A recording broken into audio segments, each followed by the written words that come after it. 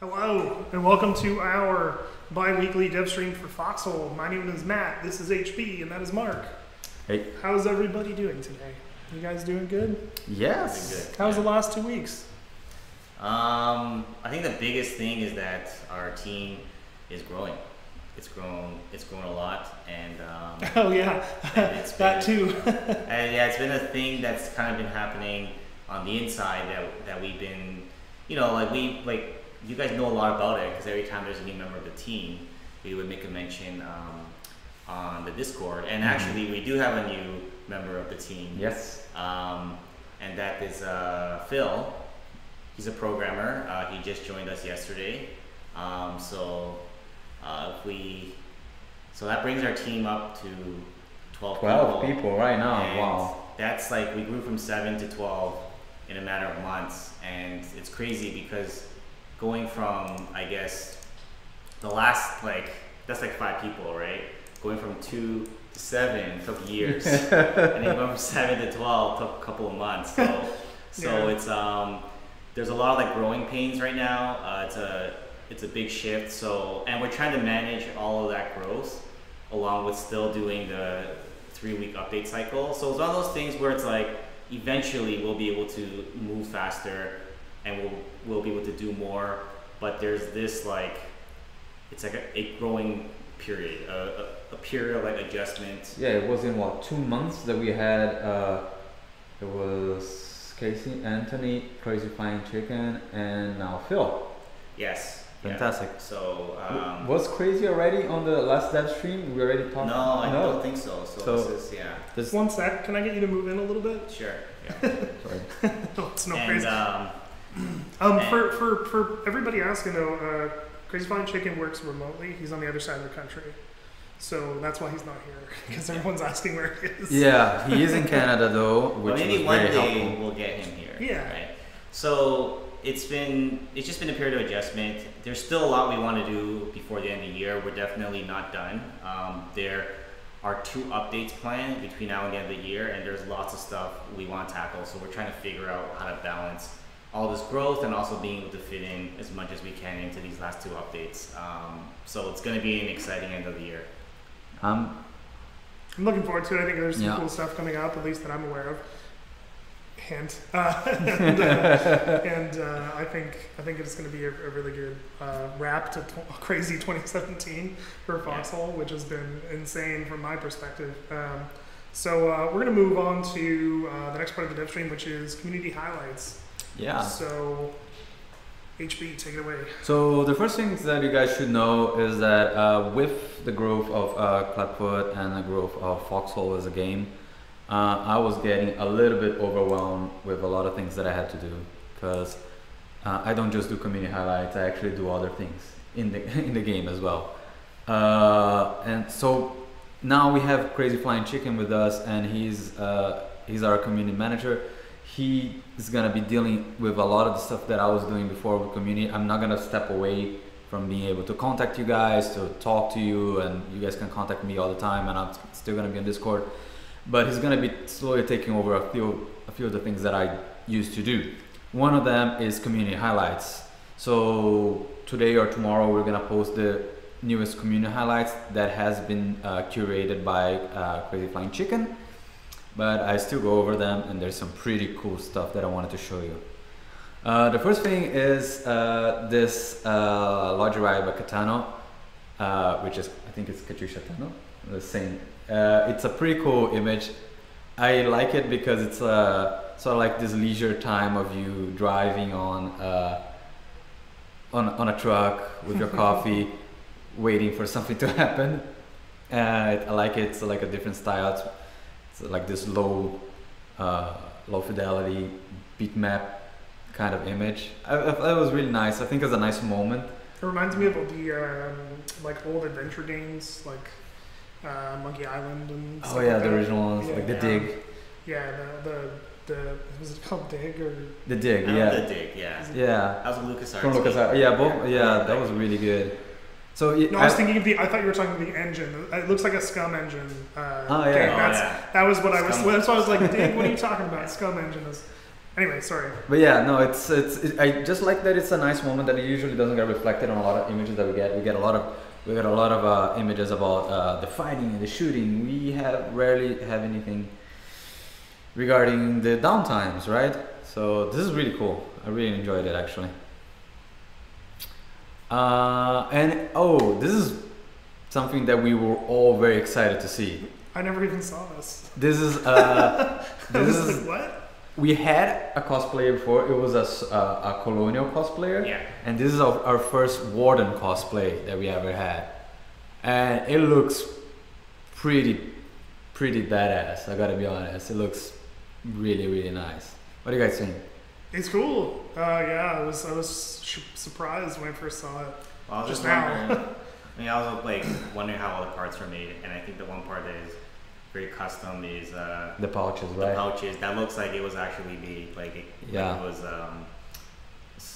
some sort of a craft that was done, and not just using like an existing piece of clothing, right? Yeah. Nowadays in the cosplay world, this is the hallmark of good cosplayers. If you actually make your own accessories, because otherwise you cannot get close to what is your inspirational source.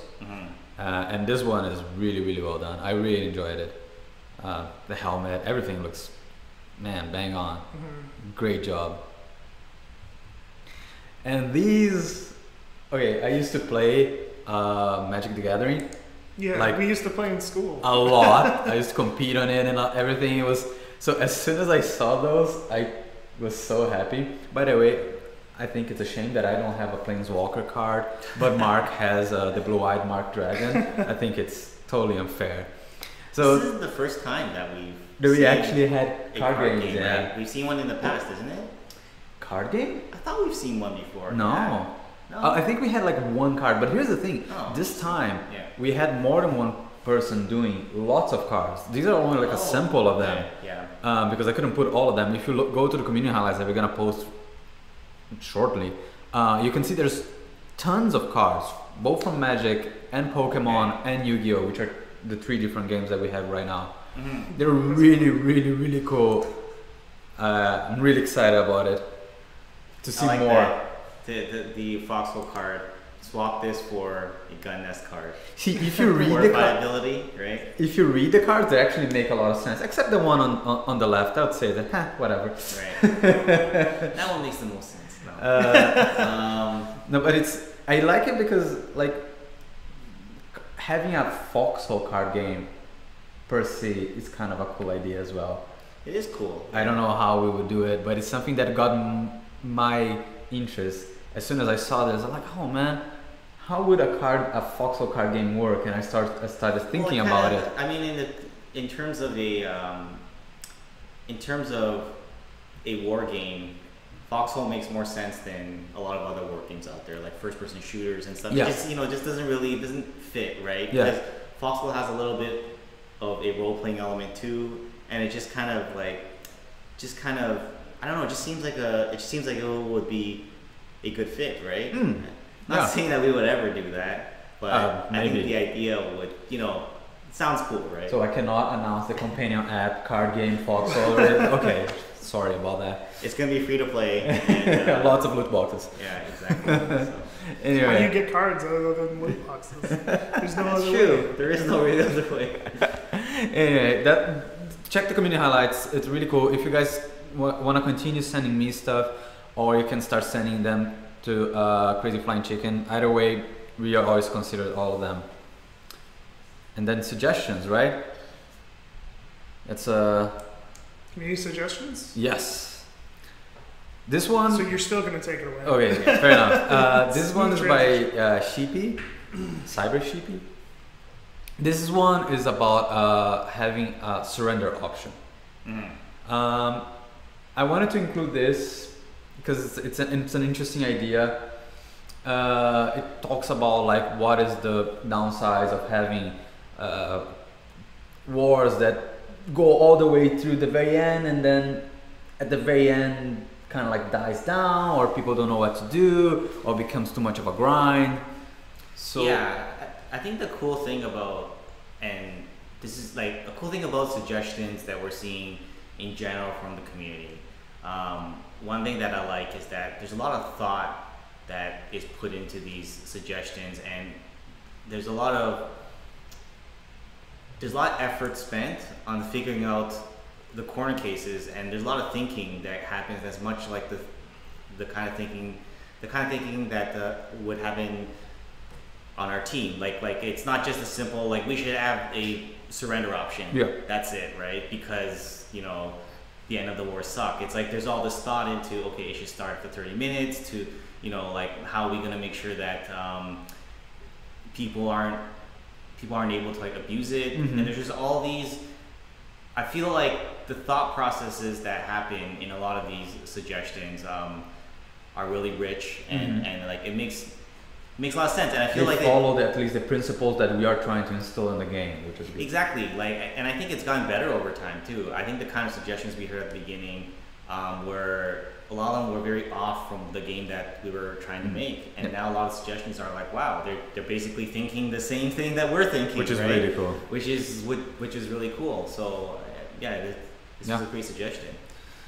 Next one. This one is about other ways to use the radio.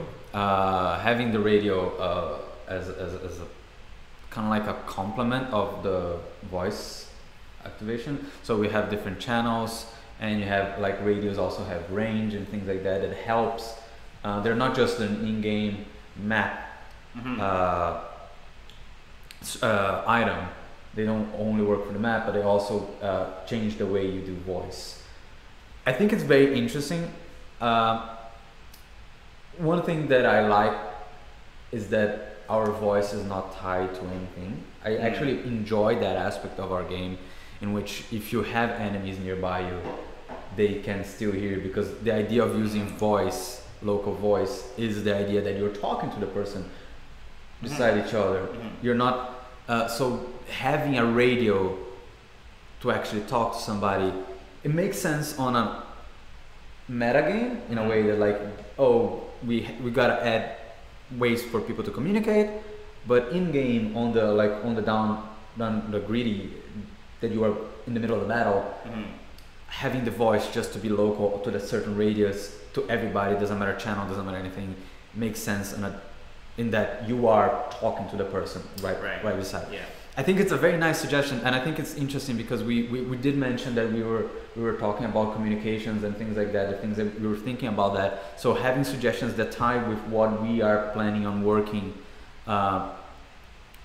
next, or what we are working right now, actually help us to get ideas, to feel what is the pulse of the community as well, to understand what they want from the game, what you guys think is important or not, even if the suggestion is a little bit off base, or if the suggestion is not exactly going to be implemented the way that it was thought out. It helps us a lot to get our mind going on what you guys want and where we could go, and that's why I picked this suggestion.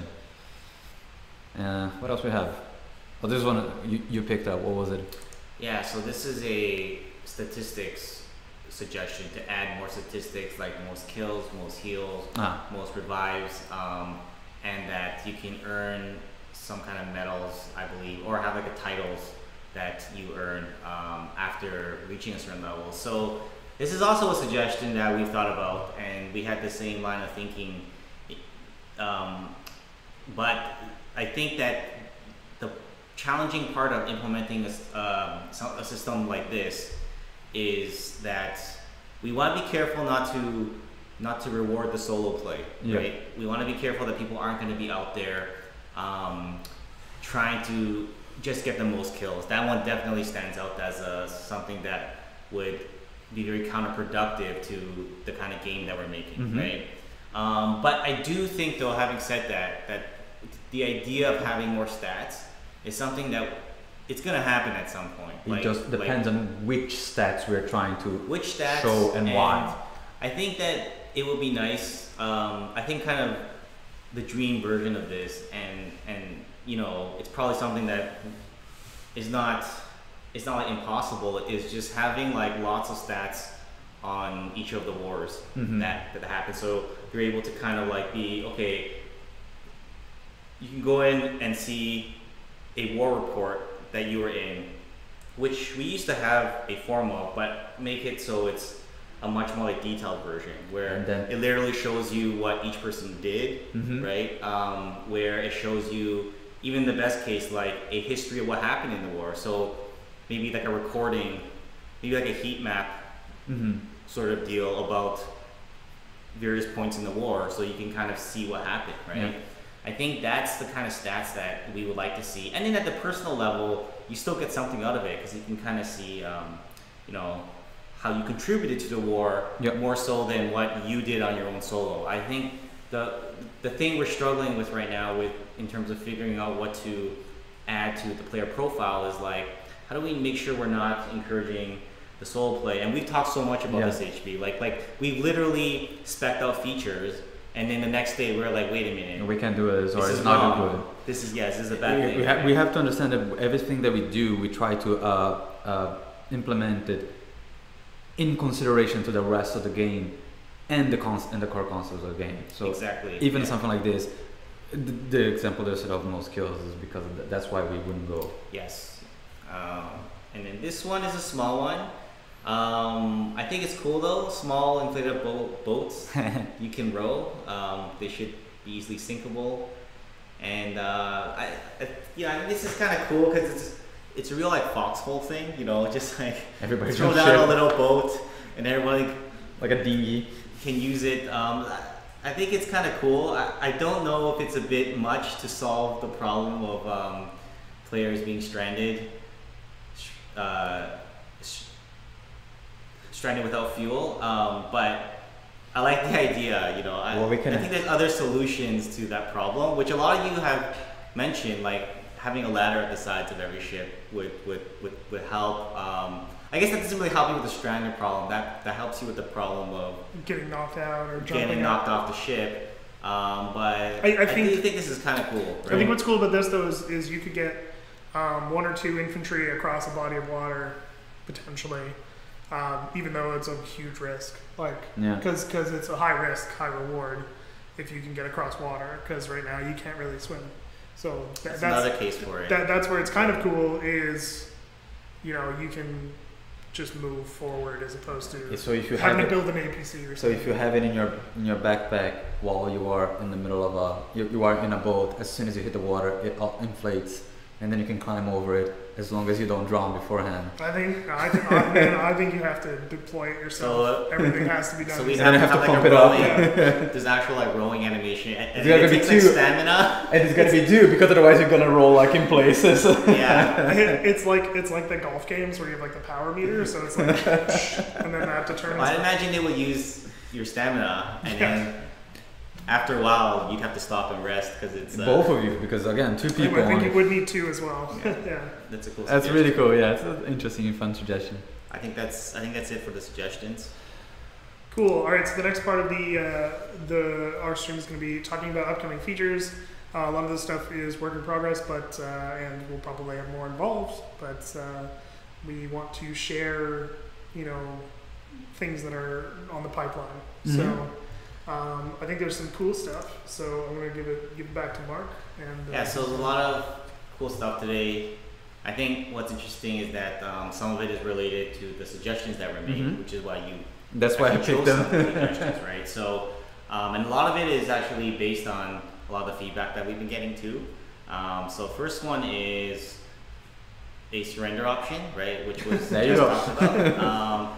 And I really want to be clear on the purpose of why we're going to be working on this. And it's really the first step of this. It's not a general way to say, hey, we're losing, let's stop playing the game, right? Yeah. It's more to fix these little corner cases that we have to manually fix now, right? Mm-hmm. And that is if a war reaches a certain point where it gets into a bad state, right? Mm-hmm. So an example of that is if your final town is a supply town and you don't have any build materials, then you're kind of stuck without able to do anything, right? And if the enemy doesn't finish it off, then the game could end up being in a bad state for maybe even like a few hours. Yeah. And right now there's been many cases where we had to go in and manually reset the war. and it's just a way so that like we don't have to do that, Mm-hmm. right? So that players themselves can have that option, and hopefully the bad state will only be there for like half an hour instead of like 3 hours, Mm-hmm. right? But there's a lot of things we're being very careful about this because it can probably be like abused. It could probably have a negative effect on the game in a way that we're not thinking right now. It could have like a social effect that isn't good. Like suddenly everybody's talking about like surrendering, right? And that's not a good thing. So just so you know, just so you know, we still believe that there are several opportunities in which players, when they are on the back foot, when they are cornered, they can come back. And although it's a little bit rare and it's hard, those are the moments that actually just stay with people. Like, oh look, we were losing, we had like one town left, and we rarely all our troops got together, and we managed to like to push them back and conquer like large areas just by pushing them back. That actually is something that we're gonna try very hard not to destroy when we're doing something like this. Yeah, exactly. So some of the things we're being very careful about. So first of all, the way it's going to happen is that you can set a flag on the player screen, and that indicates your vote to surrender. But there's a couple of requirements for that. First of all, war has to have reached a certain length of time, right? So you can't just jump in and in the first hour make this happen, because again, it's a corner case that we're fixing. A corner case at the very end of a long war that we're fixing, not something else. Another condition is the enemy holds all towns except for one for a period of time. So you can't just be like, hey, this is the final town, that's it. And then conditions for the actual surrender to occur is a minimum number of friendly players need to exist. So this is just a corner case type thing where if there's 3 players, you can't, vote to surrender with only like 2 or 3 players or something. And then a threshold obviously that needs to be worked out. So this is kind of rough spec. Things will likely change. And we also want to have a kill switch for this, because this is something that, again, it can have a very negative impact on the game. And what we're finding that we like to do often with these types of features is have an option to switch it off. So if we roll it out and it becomes a bad thing, at least we can switch it off, right? So that's one thing we are going to be rolling out, hopefully not too far in the future. And then the next feature I want to talk about is communication tools. So this stuff is still pretty early, but we thought it's a good idea to start talking to you guys about some of the stuff that we're concepting, that we're thinking about, that we're planning. So what we talk about here is not necessarily the exact version that you're going to see. This is not going to be in the next update. We're hopefully going to get some of this stuff out before the end of the year, but not the whole feature, right? It's going to be split up into parts because it's just such a huge part of the game. So to start, actually, I guess even before I get into this part, I guess our goals really for this is to really provide the information that the players need about what's going on in the map, the friendly and the enemy activity, right? So it's more about the players as the focus. I mean, like we talked about this. It's not about the general information about the game. It's really about where players are at and what they're doing. Great. Windows update strikes again. Let's snooze this, and hopefully this won't restart the computer. Kid on his dad's back. And then the second thing is to just improve the communications tool. So actually, what happened? Nothing. Just go ahead. So stupid. I hate that thing. But allow people to actually talk to each other more effectively than different else. So those are kind of the 2 goals. So first of all, providing information about friendly and enemy activity on the map. We're thinking about this idea of scout reports and situation reports, right? And these are going to be player generated reports. And we're going to talk a little bit more about this in a second, so I'm not going to get too far into it. Another thing that we're going to take a look at is objectives and requests, right? So right now we have the mission objectives already in a crude way. It's very limited, only certain people are able to set them, and there's no way to do a request, right? Yes. It's only really just like a string that you type in.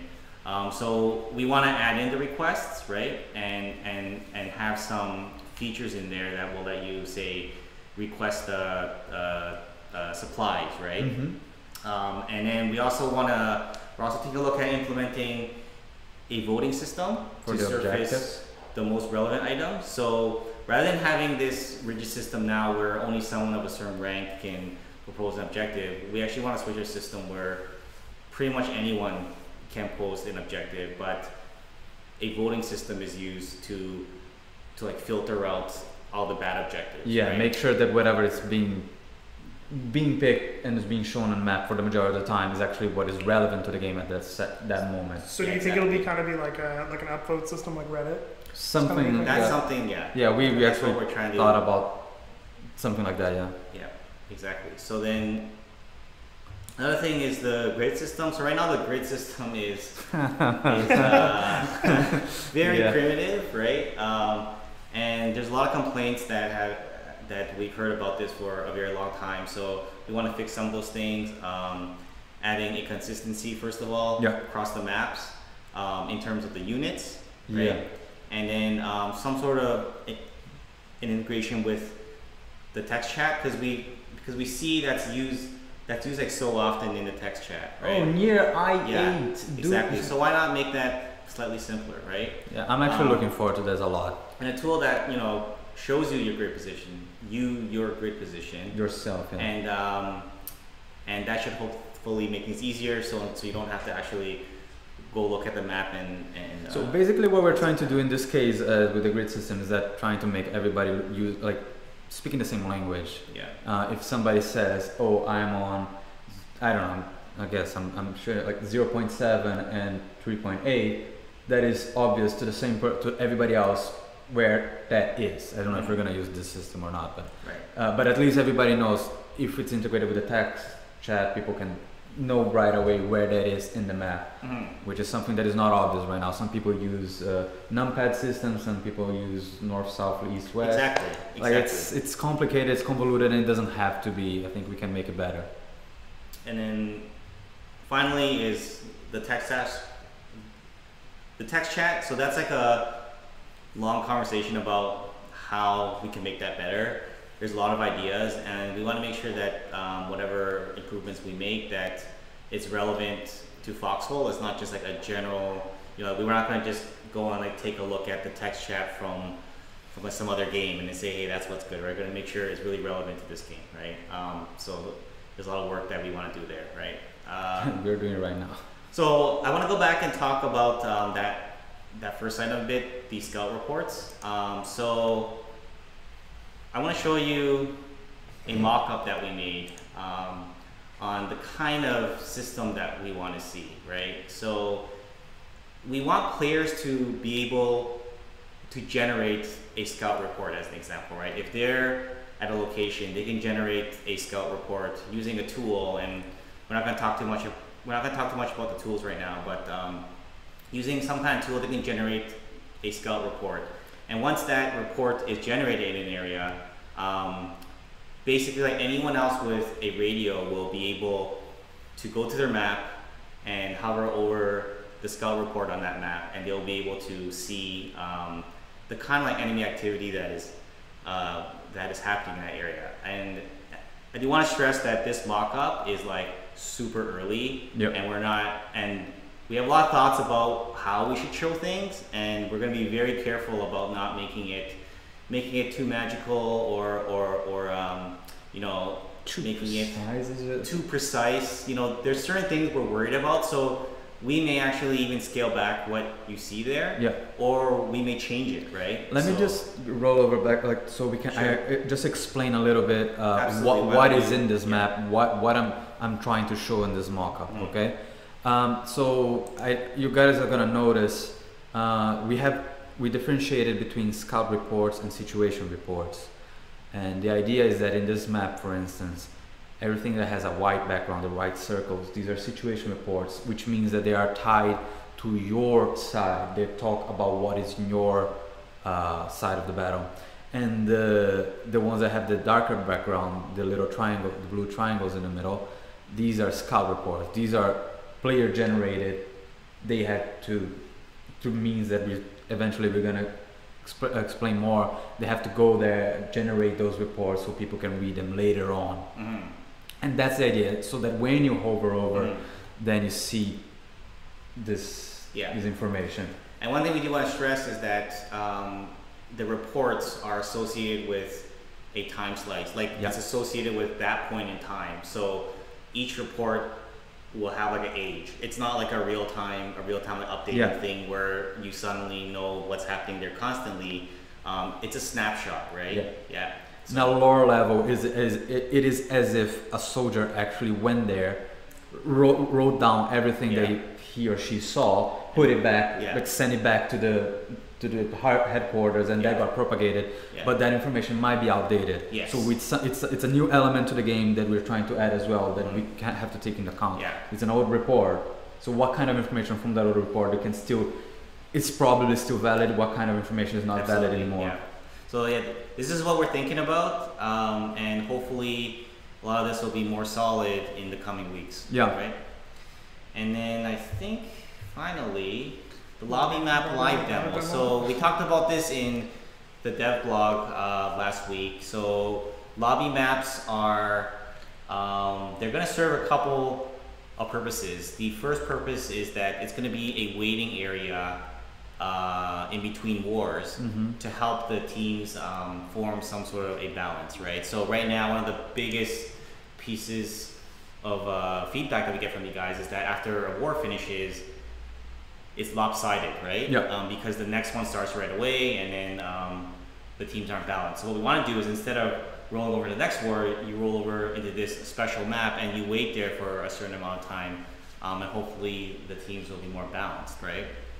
And then we have some other even crazier ideas in the future, like allowing players to wait in the lobby map instead of waiting in a queue, or rather be able to wait in their queue while being inside a lobby map, right? So they can at least still be playing the game, they can be practicing, they can be talking to people, and instead of staring at like a UI pop-up, right? Which is way cooler. In my opinion. Way cooler. And then there's even more insane ideas that are being thrown around that are more at like the brainstorming level, right? Of even possibly like replacing the server browser with like a hub world type of stuff. But that's more like pie in the sky. That's like airplanes, right? Like it hurts so much. It's pie in the sky idea that you know maybe could happen at some point. But you know, it's a lobby map, airplanes, wheelbarrows. Right. Exactly. That's the exact ordering. So I want to show you a work in progress version of the lobby map that we have. A lot of stuff is missing, but just wanted you to get a sense of how that works, right? So this is lobby map. So you will spawn at the town hall, and one of the things that we've done, which I think you might do a good job at explaining some of this if you want to. Sure. Yeah. So I mean, when we originally talked about this lobby map, we were just kind of like, I wonder what we're gonna put in there. Like, it was kind of just like, I'm not sure what we're gonna do. And we started brainstorming some ideas, and I got together with one of the other artists, and I was like, hey, how do you feel about doing this like obstacle course? And so one of the general topics that we constantly get as well is like, there's no training, there's no tutorial. And I don't know that we ever even really want like a guided tutorial, but you know what would be kind of cool is if players could give each other a tutorial. So one of the things that was pretty cool was when we saw the boot camp videos start going up, and that really inspired me to create a place for that type of thing to happen. So this just teaches you, hey, you can sprint. So the first part is you can sprint. This next one will teach you, hey, here's how you set a spawn point. You also need soldier supplies, which you can get from these containers. And then there'll be more instruction about vaulting and climbing and crouching and going prone and shooting and reloading, and even how to use artillery, how to drive. There's a driving course that's designed to teach you how to control speed and deal with other traffic. So, assuming you have other players. But I think one of the cool things that we've concepted, the game is chugging like crazy, which is insane. One of the cool things though is like I wanted to keep it in the spirit of the game and make it so that like you can train other players. Like you can be a community-driven event. That's really cool. And that was really important to me. It's particularly because it exists. People are already doing it, so why not foster that? Why not make sure that we try our best to make sure those kind of player-driven activities, are better or easier to do at least. So there's a shooting range right behind Mark there, and this is the sort of stance training. So you have to crouch to get into the other one. You have to prone to go underneath these barbed wire, and really, it's just designed to teach basic mechanics. You get boot camp people through this stuff. The last part of the course is also about like taking cover, shooting, learning how visibility works. So if there's more than one player in there, you'll see how visibility works as people go in and out of bushes and stuff like that. And then there's an artillery course as well, which should be used to just teach people the basics of artillery. How does azimuth work? How does range finding work? Because that's a complaint that I've heard a lot, so we thought we'd put that in. And what was the other thing? Oh, and there's just a small area that you can build. You can't build everywhere in this map on purpose. So there's only one area that you can build, and that's to teach people how to build and how to refine materials. That's it. That's the only place you can build, because we want this place to be used to, like some people in chat said, to strategize, to talk about what's going to happen in the next war, to train, not necessarily to just like build spam everywhere. It's not just an area for you to kill time with killing your friends. Oh, and it's important that friendly fire will be off. Yeah. In this map, and you won't be near the other faction. You won't be able to see the other faction. So, those are important elements. Cool. Yes, there's a driving track for someone asking as well. There's a course that has some tight turns and some crosses. So if multiple people are on the course, you may have to wait and learn. So this is an area for like practicing targeting and shooting. You can go into the house and there's a target in the house. The targets will give you feedback so you know when to hit them. One of the things I think would be really cool is if we got like little cardboard cutouts of like colonials and wardens on each side. That would be fun. So this is teaching about like visibility. So if there are multiple people training, you'll be able to see them go in and out. Hopefully you can do some kind of exercises about like, how that works. And lastly, there's a little swimming part. You actually have to swim across and get on the ladder in order to exit this area. So you better have your stamina up, because I think you might die. See, you're learning already, Mark. I like this. Is this something that, like, the more we... Actually, I do have a question. Like, the more we implement new features and things, is this map going to grow as well? Like, I mean, the possibilities are endless. Really, we weren't even planning on doing this. It was just like, I got passionate about the idea and we put it together. Adam and I just started working on it because we wanted this lobby map to not just be cool, because I think if it was just like a cool like social space, that would have been good, but also useful. So that is really, really cool. It's really cool. Yeah. Exciting. You gonna swim across? Well, I'll give it a shot. I don't know if you measured it correctly. Oh, I measured it correctly. Okay, we'll see. It's a good lesson in stamina, I suppose. There we go. You don't trust me. It's definitely a trust. So you can build in this area where all the sand is, and this is there's some scrap that spawns in the corner. You can scrap, and then you can use it, and then you can use the workshop. Very that's cool. just to teach you basics of like resource acquisition and stuff like that. This is awesome. Yeah, so it seems like a cool. Nice. It seems like a cool thing. Hopefully, that can be used to help new players kind of get into the game, and cool. You're back to the beginning. That's very, very cool. It's very awesome, Matt. Sweet. Thanks for showing Good job. us. Yeah. All right. So if that is everything is that everything with the Devstream, or is there anything else? I think I want to talk about War Games number 7. Yeah. It's gonna be on Westgate. I spelled that wrong, man. You did. I'm sorry. Unreal. It makes me angry. Warrior number 7 is going to be back to Westgate. There's going to be the beachhead modifier, which is new, right? So you can drag your vehicles right off the barges. Ooh. Right? It's gonna be cool. And it's gonna be the usual time. So hope to see you guys, as many of you guys there as possible. Supply line and refinery. That's cool. Yeah, I mean we've had those in the last 2 weeks, and we really want to put those through its paces because we're thinking about putting some of those into the main line of the game, right? And we really want to hear your feedback. So if you care about what goes into the main line, you should play in the war games and you should tell us your feedback. And we'll read your feedback. And if we know you played it, if we know you tried the mechanics, then your feedback is going to hold more weight. And so please, this is a platform almost for you guys to have your say in what kind of things, what kind of experimental features are going to make it into the full game. So please play the war game. It's super important. Happening on Saturday. And it helps us a lot. Helps the game, in my opinion, because these are the kind of things that, who knows, right? Cool. Is that it? If that is everything. Oh wait, we forgot about the live Q&A. Do we have time? Yeah, I think we've got some time. So if you guys want to start asking questions, I will start asking them to the other members of the team here. The couple questions that came up. Is there any word on World Conquest yet? Any word on World Conquest? So we are working on it.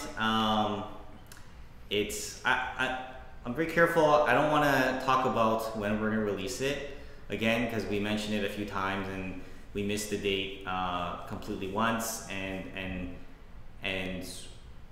even though we're pretty confident about a couple of things, I don't really want to say another release date until we're sure, right? So probably a couple of days before it launches, we'll let you guys know more about it. Except just know that we are working on it. Yeah, right? That's actually one of our highest priorities. It's one of our highest priorities. Hopefully soon. It's taking a little bit longer than expected. Yeah. XGlue asks, will there be lore on the lobby map? I don't know. You'll just have to find it. As if he didn't know the answer to that question.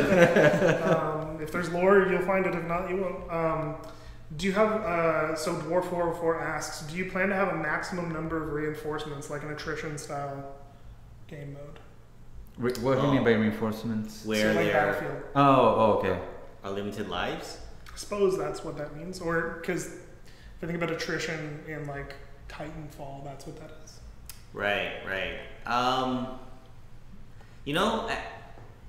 tempted to say no.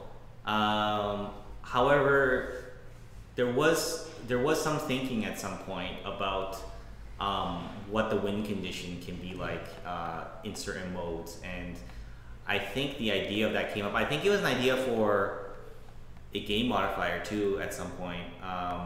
So we've definitely thought about that idea, and I think the reason why we would consider it is that it makes some kind of sense in a real war. Like you have a limited number of manpower, and if you run out, then you're finished. I think there's a bunch of corner cases there that are difficult to resolve, like what the morale of one side would be if you're running low.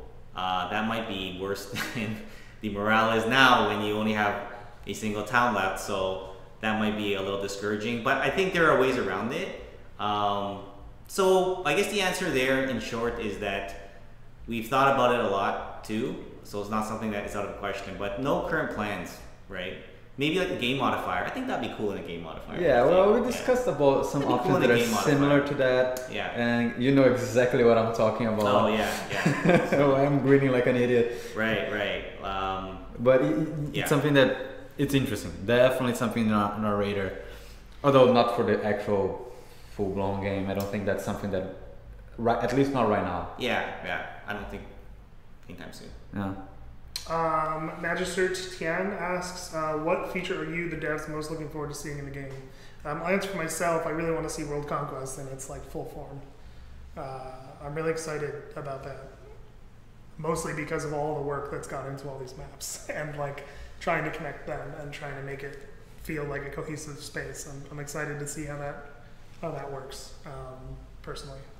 What about you guys?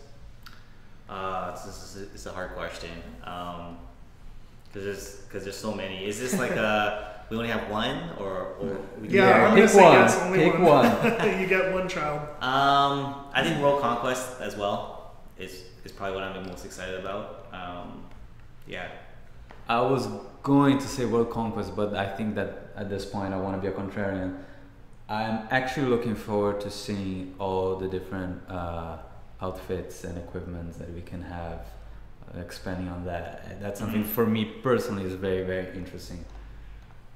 Cool. A lot of people are asking about Foxhole t-shirts and clothing. Right. How do you feel about that? We had that. We have some. No, it's gone. Yeah, it's. Okay, let me put it this way. We actually did a couple of them. We did for PAX, is no secret. We had some t-shirts.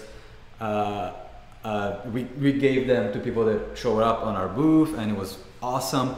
But on our end, it was a goddamn nightmare. I'm completely candid, like making the t-shirts and all the logistics of getting them and doing.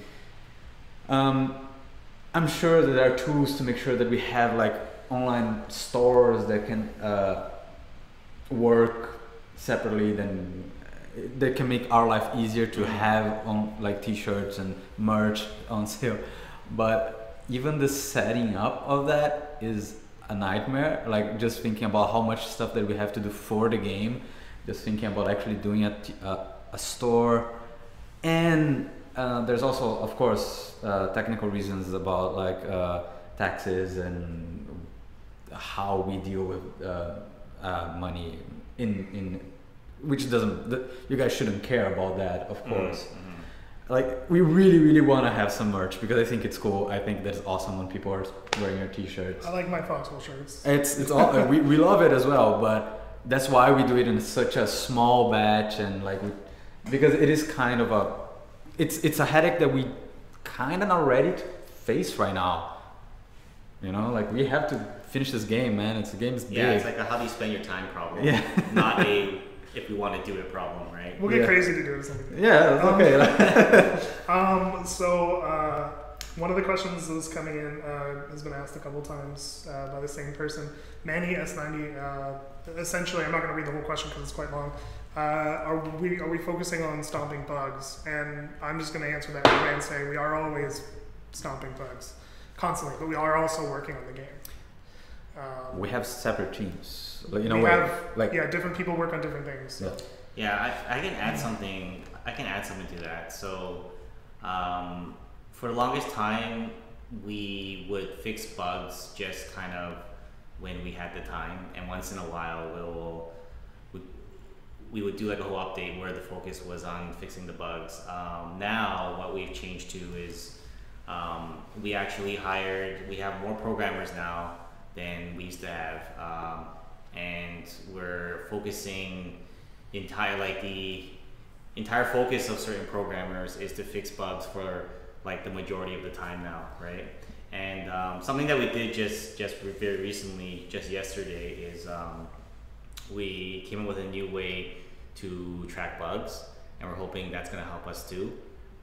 So it's something where we previously, because we were moving so fast with the features and to get the game out there, we weren't spending like enough time on it, but we're spending much more time on it now, right? What's one of the reasons why the updates now don't come every 2 weeks. Yeah, they have like 3 weeks, maybe 4. There was a time when the updates came every week. Yeah, and we're much more conscientious about this because we've seen it happen in games where they just plow forward on the features, and there's a reason why that happens. Is because features help your numbers, right? Yep. If we say, okay, we're gonna be releasing like a new tank, or we're gonna be releasing planes or trains or something, right? Suddenly the numbers they like instantly go up, right? Yep. It's like a button. It's almost like a button for like a game developer to push, and instantly there's more sales, there's more people coming in, and all that stuff. But if you fix a bunch of bugs, you're like, guys, look at all these bugs fixed. It doesn't really bring in the numbers, right? So it's a very it's a dangerous thing to just focus on the features, which is why we're making a huge effort to focus on the bug fixing too. And I think a lot of the reasons why the bugs actually there are so many bugs in the game is because in the beginning we were there are certain parts of our code that weren't properly like architected, right? And we've kind of lived with these parts for a very long time. But to fix those parts, it's not a simple activity. It's not like, just go in there and fix the bug. It's like fixing the root cause of some of this stuff can take like weeks activity, right? And it causes a lot of like disruption, and it slows everything down. There are like 2 or 3 of these large systems that are flawed in a way. Like, they're fine for now and they work and everything, right? But if those fundamental systems are fixed at the root level, it will, moving forward, result in much less bugs happening, right? Which is also hard. It's hindsight is always 2020 as well. It's hard. It's much harder for you to see what choices will cause in the end of the line if you don't have any features yet. And it's some of the stuff that like a lot of game developers, they don't like talking about it because it makes them look bad. Like, who wants to say, hey, there's these like fundamental flaws, right?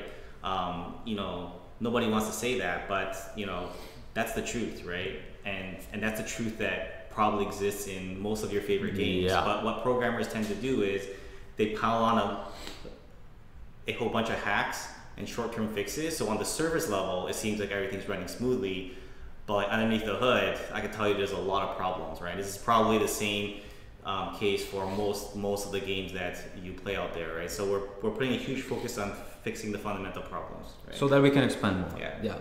So yes, we do focus. I'm going to ask a kind of a fun question. PFC Bannon asks, since the game store is not World War II but Wardens versus Colonials, will there be any sort of like fantasy sort of steampunk elements that are not necessarily grounded in reality? I think like the short answer to that is like there's already a little bit like I think there's a little bit of stuff in there already that is kind of out of reality, and we do like to keep things very grounded. We said, I think in the past, you might see some stuff, but you're never gonna see, for instance, a robot. You'll never see like a bipedal tank or something like that. Like, I think something that's really, really cool and that definitely inspired us early on was this board game called Scythe. I'm sure you guys probably know about it. And it's got like pilgrims with like walking tanks in the background, and it's really, really cool. But that's definitely further than I think we're gonna go. I think a lot of our inspiration in sort of the world construct is more like, what if there was like a different World War II, or like what if there was like a different outcome to history? What if time sort of got frozen in over a long period of time because of like conflict? Not so much like, look at this crazy technology, like it's super weird. I think a comparison comes to like, I don't even like to make comparisons to Game of Thrones, because Game of Thrones still has magic and dragons and sort of really like fantastical elements, but I do like the comparison because a lot of their world is incredibly grounded. Not everybody's throwing around magic and stuff. So Foxhole is Game of Thrones, less dragons. Foxhole is Game of Thrones, less dragons. Yeah, exactly. I hope that answers your question.